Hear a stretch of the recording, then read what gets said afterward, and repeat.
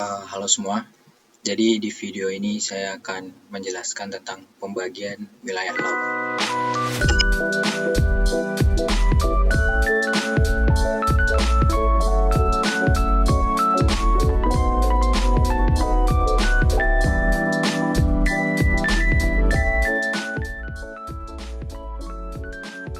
Bahasan yang akan dibahas ada 5. Yang pertama adalah morfologi laut, lalu ada klasifikasi laut berdasarkan proses terjadinya, kedalaman, intensitas cahaya, dan tata letaknya.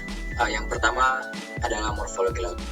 Morfologi laut adalah studi tentang bentuk dan struktur dasar laut. Ini termasuk mempelajari berbagai fitur bawah laut seperti landas kontinen, lereng benua, pulau gunung api laut, punggung laut, ambang laut, palung laut, buyut, dan gunung api laut.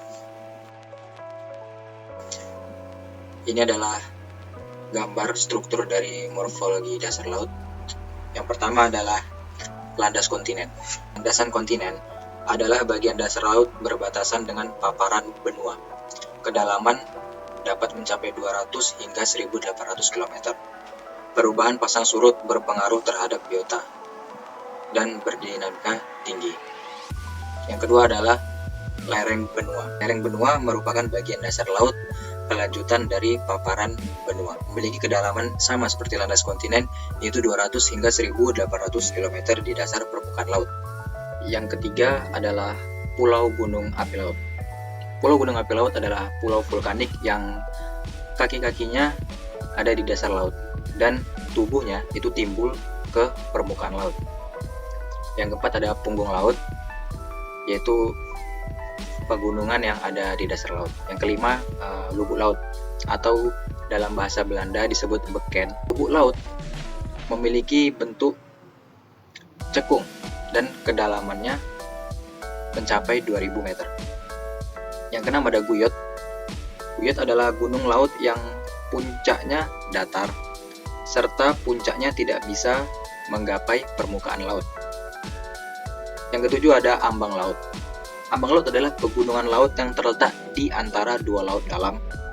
Contohnya ada ambang laut Sulu yang memisahkan laut Tiongkok dan laut Sulawesi. Terakhir yang kedelapan ada gunung api laut, yaitu gunung api yang timbul dari lautan namun tidak bisa menggapai permukaan laut.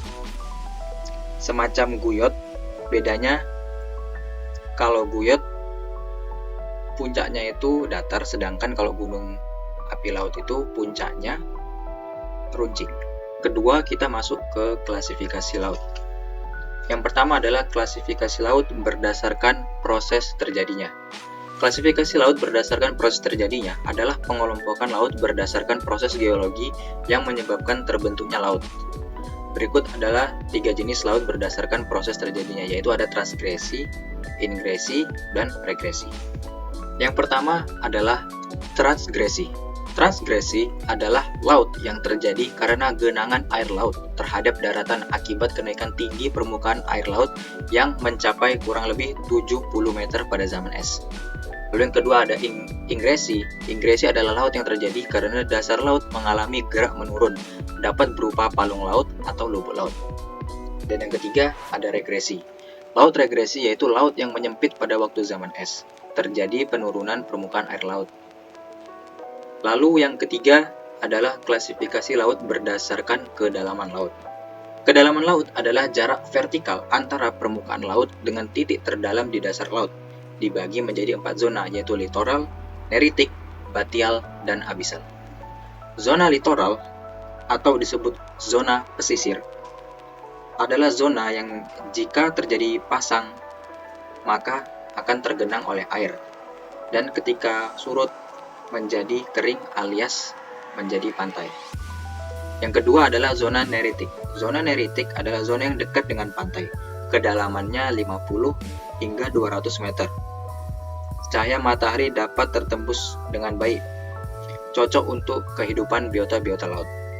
Yang ketiga ada zona batial, yaitu zona yang memiliki kedalaman berkisar 200 meter, sehingga sinar matahari tak dapat tertembus masuk ke dalam.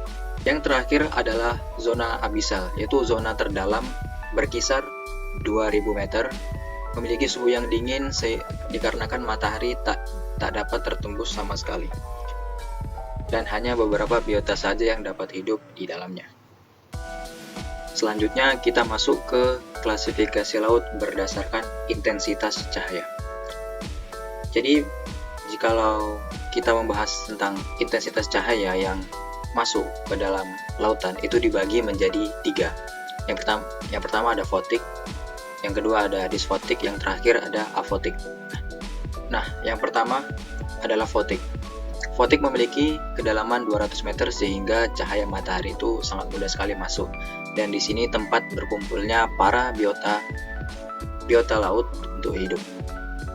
Yang kedua ada disfotik atau juga disebut dengan twilight, yaitu memiliki kedalaman 200 hingga 2000 meter sehingga cahaya matahari yang masuk itu samar-samar atau tidak seperti pada zona fotik.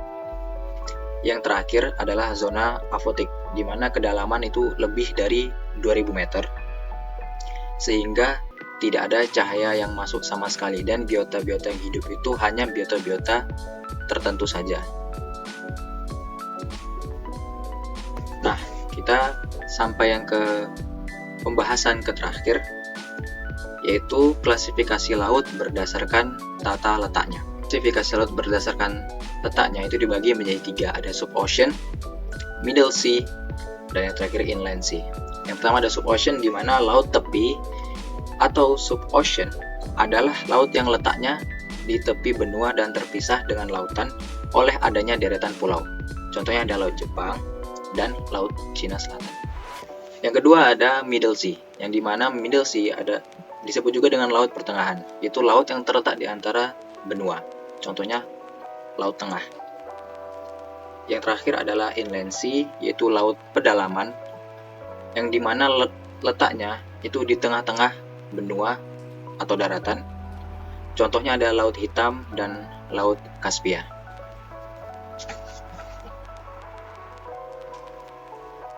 Sampai sini aja videonya. Terima kasih telah menonton. Dah.